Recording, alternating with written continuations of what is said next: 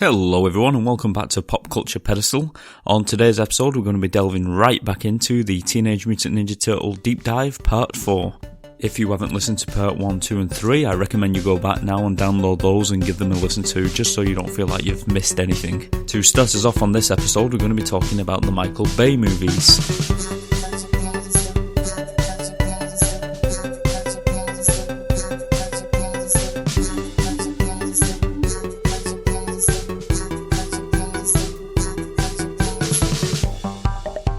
Michael Bay produces films, and in a lot of people's eyes, he ruined something that could have been great.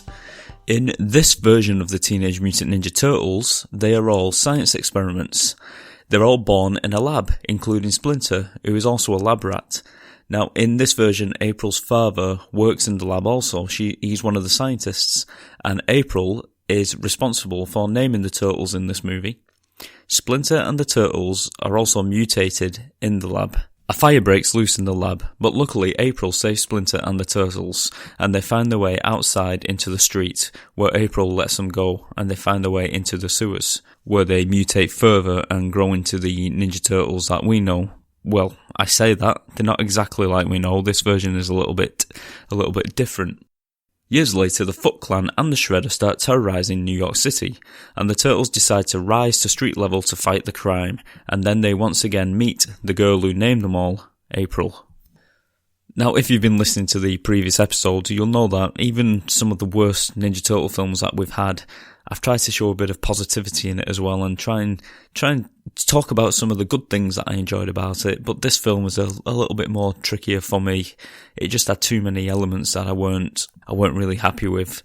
So here's a few things that I dislike about the movie. The turtles are far too big. They are like hulking monsters. I mean, there are a few scenes where they just smash into the side of cars and tip the cars over. They're that strong. They now also seem to be bulletproof. I had a massive problem with this. The design looks a little bit ridiculous also. They have been given turtle nostrils, and I can appreciate that they were going for realism when designing the turtles, but it just doesn't look right. Also, Splinter's design looks really strange, and for some reason he constantly looks wet. That's the best way I can describe it. He looks wet. And then we have Shredder in this movie. It was like a huge transformer, one of the robots out of Michael Bay's other films. I mean, Shredder's technically in a big mech suit. I mean, I suppose he's got to pose some kind of threat to the Ninja Turtles, seeing as they're designed as these big hulking creatures now, but I just didn't like this design. And then there's the source material, the comic books. They just seem to be completely disposed of. It gives no personal vendetta between Shredder and the Splinter and Turtles. And the actual story that they come up with, the vendetta between the Turtles and Shredder, just seems really forced and out of place, like it had no place in this movie. Megan Fox as April, that's all I've got to say about that. And then we have the way that the Turtles learn ninjutsu. Splinter teaches the Turtles ninjutsu by finding a self-teaching book in the sewers, and they all become martial arts masters. Absolutely terrible. Absolute terrible film, terrible plot. Everything about it is just awful.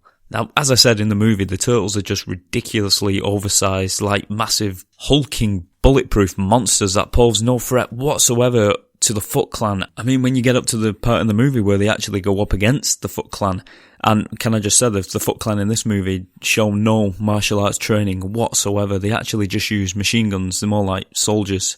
And when the turtles actually start to fight the Foot Clan, there doesn't feel like there's any real threat or any challenge. You know that the Ninja Turtles are not going to have a problem getting these foot soldiers down, seeing as they're twice the size of them and twice the size in width, and they're bulletproof. But then if you cast your minds back to my favourite movie, the original 1990 Jim Henson Ninja Turtles, at least you felt there was some danger for the Turtles. I mean, Raphael got the snot kicked out of him by the Foot in that movie. You felt like there was some kind of threat, some kind of challenge whenever they went up against the Foot Clan.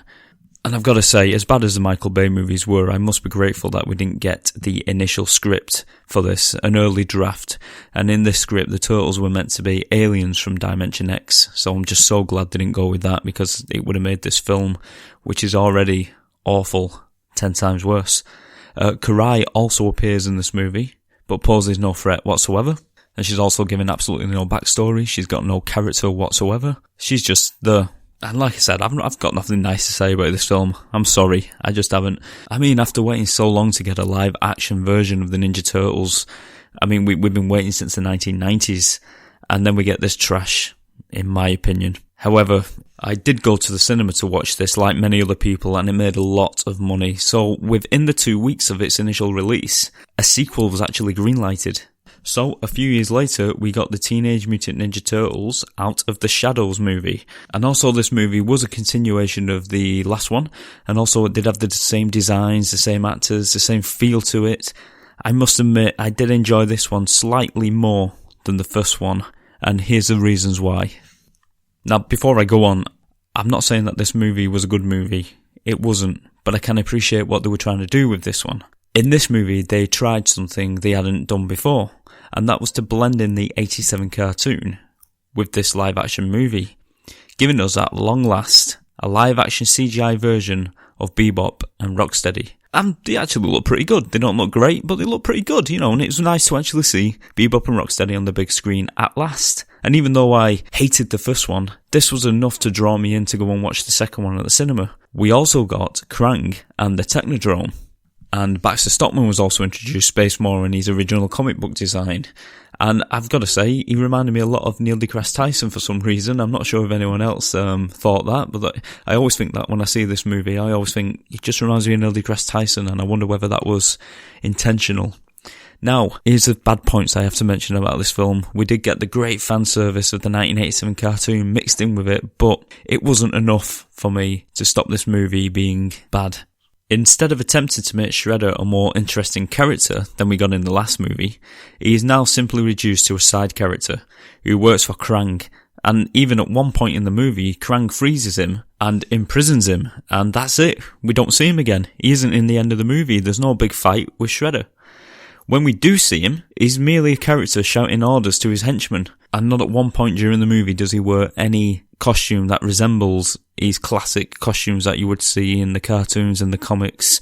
He doesn't even wear his helmet, not once. It was a complete letdown. And then we get on to Casey Jones, who is also in this movie, another character from the comics and the TV show. In this movie, he is played by Arrow star Stephen Amell. Now, when I first heard this news, I thought, oh great, he's a fantastic Green Arrow. I like him in Green Arrow, he's brilliant. Unfortunately, I found him to be another letdown. Casey Jones is a crime-fighting vigilante, but in this movie they make him a corrections officer who wants to be promoted to a police officer, and he only wears a hockey mask in his spare time. Also, they just make him a cheesy as hell in this version, not at all like the source material. And then once again you have the Ninja Turtles, who are once again big hulking monsters who are bulletproof.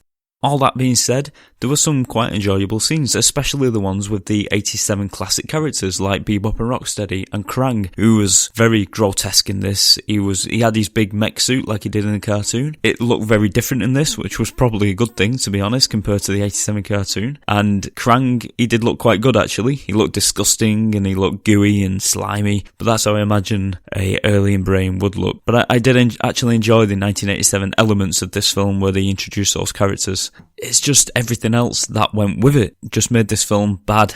Again, just like the first one. But before we move on from the Michael Bay movies, I've just got a bit of trivia for you. Judith Hoag is actually in this movie, playing April's boss, which is a nice Easter egg. Judith Hoag played April O'Neil in the 1990 movie, so that was quite a nice inclusion into this film that I actually enjoyed. And apparently there were minor tweaks made to the actual Ninja Turtle design in this movie to make them look a little bit more like the 1987 cartoon by making them a lighter green and changing a few other aspects of their designs here and there. But to be honest, they still look far too big and they look nothing like the 1987 series. Nothing at all.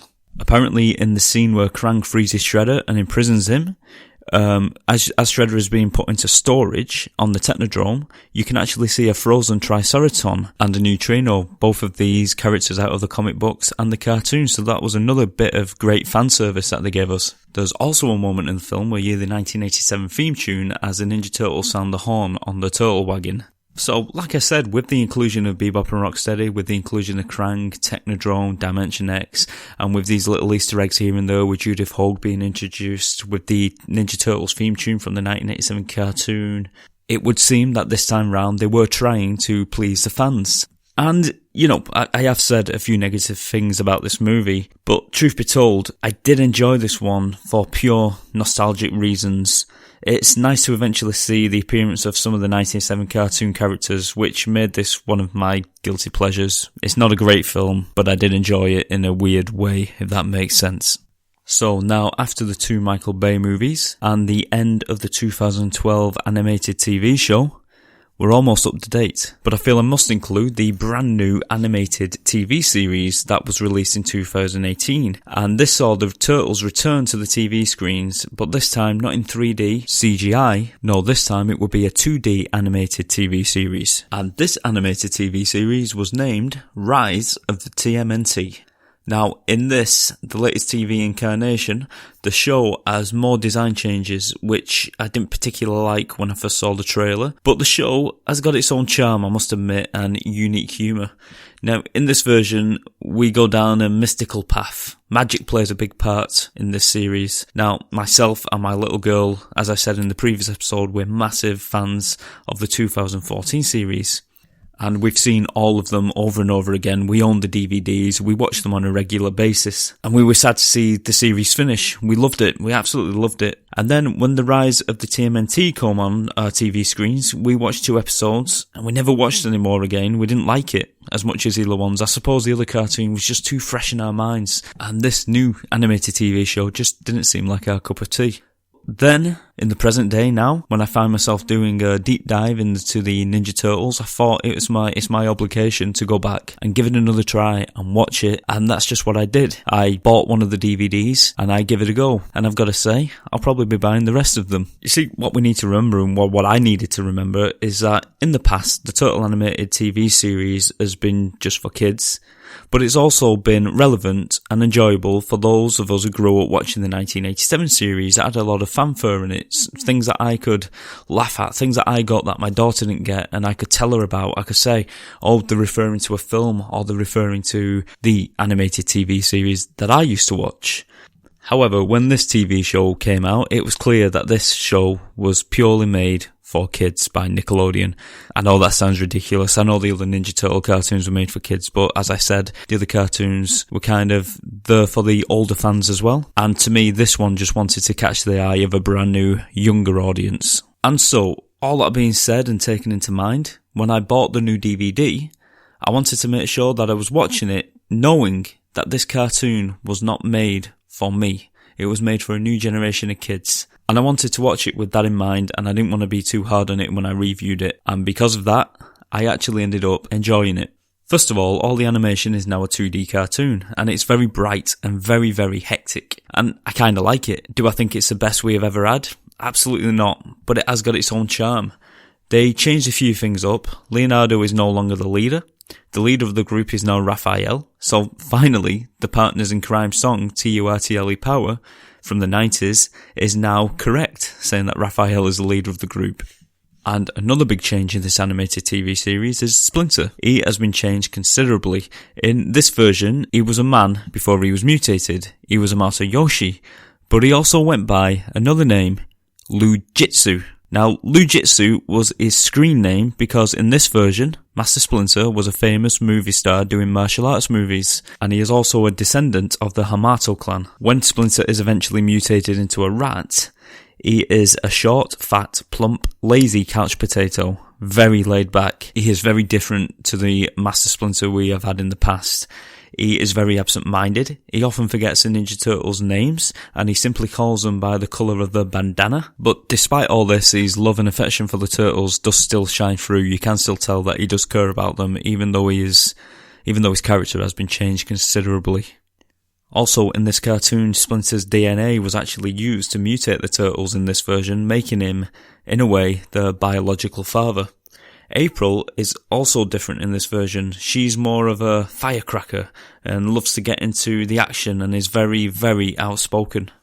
and in this she's no longer Caucasian, she's African American in this one. In this series, the main villain is a character called Baron Draxum, who is trying to resurrect the Shredder, who was banished by Splinter's ancestors, and in this version, Shredder is a demon. Also in this show, the turtles are all different species of turtles, so they're not blood related, and I thought this was very interesting and a lot better than the next mutation, which made